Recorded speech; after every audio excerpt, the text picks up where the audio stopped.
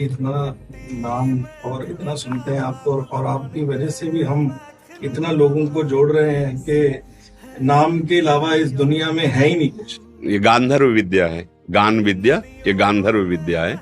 इस विद्या के द्वारा हम लोक रंजन करते हैं, लोक रंजन करते हैं।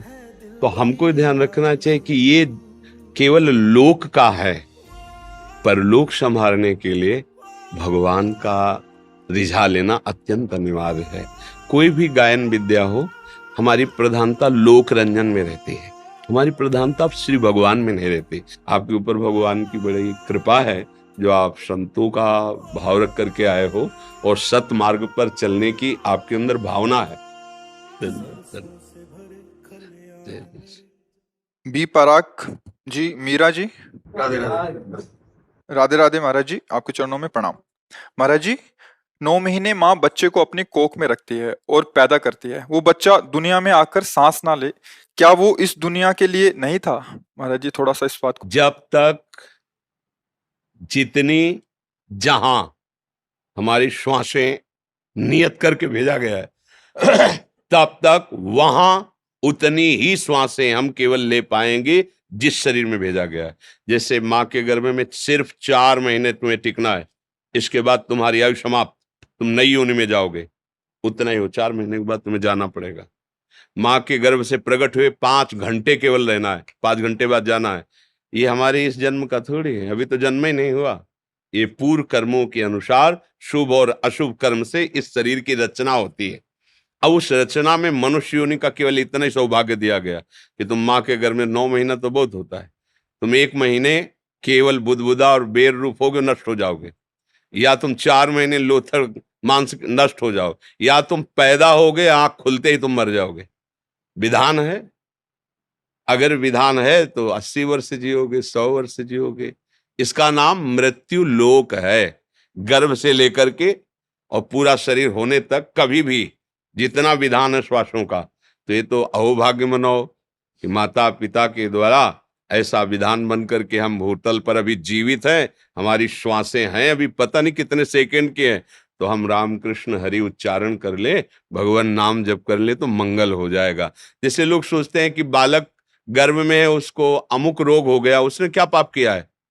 वो बालक नहीं है, उसको नया कपड़ा मिला है, वो बहुत पुराना है, वो पुरातन जीव है। अनंत जन्मों से नाना प्रकार के कर्मों को करते हुए वो अपनी पोटरी लिए घूम रहा है, शुभ और अशुभ की। उसी को विध्वंस करने के लिए मनुष्य देह मिली है। ये जो अवसर मिला है, तभी तो कहा दुर्लभो मानुषो देहो, दुर्लभ बात है। कितना बढ़िया संयोग बना था माँ के गर्भ में, मनुष्य शरीर का हमारा निर्माण हो रहा था। हमारे कर्म इतने नीच थे कि हम माँ के गर्भ से बाहर ही नहीं निकल पाए। खत्म, चल अब दूसरी माँ को स्वीकार कर, कौन सी जीव योनि में भेजेंगे। इसीलिए कर्म का दंड अवश्य में भोक्तव्यम कृतम कर्म। अब हम लोग अज्ञानी हैं, सोचते हैं यार उस बच्चे ने क्या किया था जो अभी गर्भ में है, उस बच्चे ने क्या किया था जो अभी घुटने के बल चल रहा है, उसने कौन सा ऐसा बड़ा पाप किया। वो बच्चा नहीं है, वो अनंत जन्मों से शाश्वत ईश्वर का अंश है, और उसने खूब मनमानी की है। किसी एक सूचना पे वो गृहस्थी से बाबा जी बने, और जन्मभूमि से कुछ किलोमीटर जंगल पड़ता है, वहां कुटिया बनाई और एक लंगोटी पे रहते थे। किसी भगत ने उनको गाय दान की, गाय 10-20 हजार की जो भी हो, उन्होंने बेचा। अब शराबियों को पता चला तो पैसा लेने के कारण कहाँ रखा है, उनकी पहले दोनों आंखें निकाली, उनका पेट फाड़ दिया और पेड़ पे टांग दिया उनको, और लूट ले गए। जब ये बात हमें सुनने को मिली तो एकदम लगता है ना कि भगवान के लिए उन्होंने घर गृहस्थी और वेश बनाया, लेकिन पीछे उन्होंने जो किया उसका हिसाब ये है।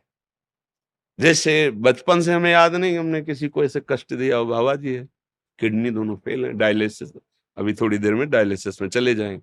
क्या भीष्म जी कह रहे हैं, मैंने प्रभु कई जन्म देखे कि हमने किसी को दंड नहीं दिया, 6 महीने से बाणों की सैया पे पड़ा हूं। भगवान ने कहा कितना देखा? बोले 100 जन्म। बोले और आगे बढ़ो। यहाँ तो पूरा रजिस्टर भरा पड़ा है। तो ये जन्म जन्मांतरों का जो शुभ और अशुभ कर्म है, उससे कुछ निकाल करके इस देह की रचना होती है। शुभ अशुभ माने पाप और पुण्य दोनों मिलाकर। इसे केवल पाप तो यातना देह, केवल पुण्य तो देव देह और पाप और पुण्य मिश्रित तो मानव देह। कितने समय तक ये है। इस ऑफिस में भेजा गया, सरकारी हुक्म हुआ ट्रांसफर, आज अभी बस्ता नहीं रख पाए, ट्रांसफर, भागना पड़ेगा, सरकारी आदमी हो, भगवान के अंश हो, चलो दूसरी सुकरयोन में चलो। कुकरयोन अनंत जन्म भटकने पड़ते, तब कहा गया दुर्लभ हो मानुषो देह हो। लेकिन सावधान, देह नाम क्षण भंगिरा, एक क्षण में नष्ट हो जाने वाला है। तो क्या करे, तत्रापि दुर्लभम मन्येत वैकुंठ प्रिय दर्शनम। भगवान श्री हरि के प्रेमी जनों का दर्शन करके उनसे सीख ले लो कि जीवन सार्थक कैसे होगा।